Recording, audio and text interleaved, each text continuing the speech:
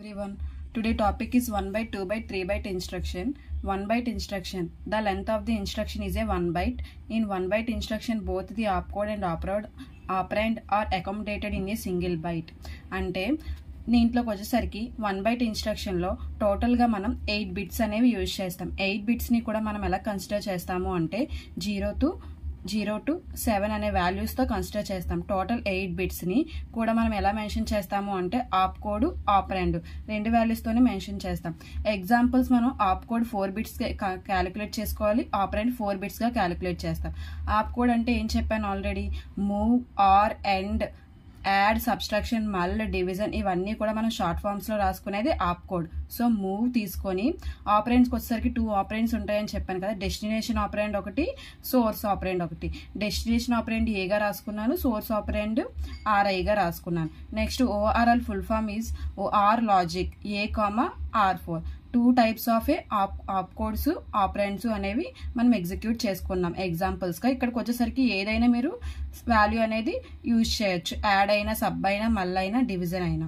Next topic is 2 bytes instruction. The first byte refers an opcode and second byte is either immediate data or bit address or direct address of the operand. This is called as a second byte instruction. దీంట్లోకి వచ్చేసరికి total గా మనం వచ్చేసరికి 2 byte instruction అంటే 2 bytes అనేవి use చేస్తాం. అంటే 1 byte కేమో 8 బిట్స్, అనదర్ 1 byte కేమో 8 బిట్స్. టోటల్ మనకి 16 బిట్స్ అనేవి ఇందులో యూజ్ చేస్తాం. 16 బిట్ లో 8 బిట్స్ అనేది ఆప్ కోడ్ కి యూజ్ చేస్తాము, అనదర్ 8 బిట్స్ అనేది ఆపరెండ్ కి యూజ్ చేస్తాం. ఫస్ట్ 8 బిట్స్ అనేది ఆప్ కోడ్ కి యూజ్ చేసినప్పుడు ఇక్కడ కూడా మనం same move, ANL logic, end logic కానీ, లేదా యాడ్ కానీ, సబ్ కానీ, ఇంక్రిమెంట్ కానీ, డిక్రిమెంట్ కానీ ఏదైనా మెన్షన్ చేస్తాం. అనదర్ 8 bytes కి ఏం చేస్తాము అంటే ఆపరెండ్ తో మెన్షన్ చేస్తాం. ఆపరెండ్ వచ్చేసరికి ఏంటి అంటే మనం ఏ ఆపరెండ్ అయినా తీసుకోవచ్చు. ఇమీడియట్ డేటా అనేది అయినా తీసుకోవచ్చు, బిట్ అడ్రస్ అయినా తీసుకోవచ్చు, డైరెక్ట్ అడ్రస్ అయినా తీసుకోవచ్చు. ఆపరెండ్ లో ఏదైనా యూజ్ చేయొచ్చు. దీన్నే సెకండ్ బైట్ ఇన్స్ట్రక్షన్ అని అంటారు. ఎగ్జాంపుల్ ఎలా రాసుకుంటాము అంటే సేమ్ మీరు ఇక్కడ ఏదైతే 2 byte ఇన్స్ట్రక్షన్ లో ఆపరెండ్ లో ఏవైతే మెన్షన్ చేశారో ఆ నేమ్స్ తో ఏదైనా మనం ఇక్కడ ఆపరెండ్ అనేది మెన్షన్ చేయొచ్చు.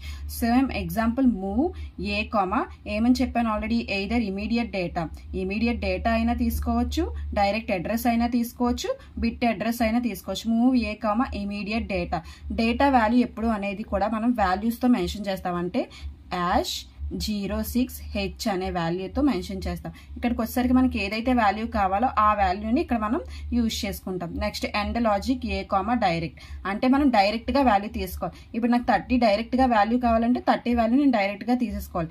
ఇమీడియట్ లో అలా కాదు, 06H లో ఏదైనా సర్టైన్ వాల్యూ 40 ఉంటే ఆ 40ని మనం తీసుకుంటాం రిజల్ట్ గా. ఇక్కడ అలా కాదు, 30H ఏదైతే వాల్యూ ఉంటుందో దాన్ని డైరెక్ట్ గా మనం ఎగ్జిక్యూట్ చేస్తాం.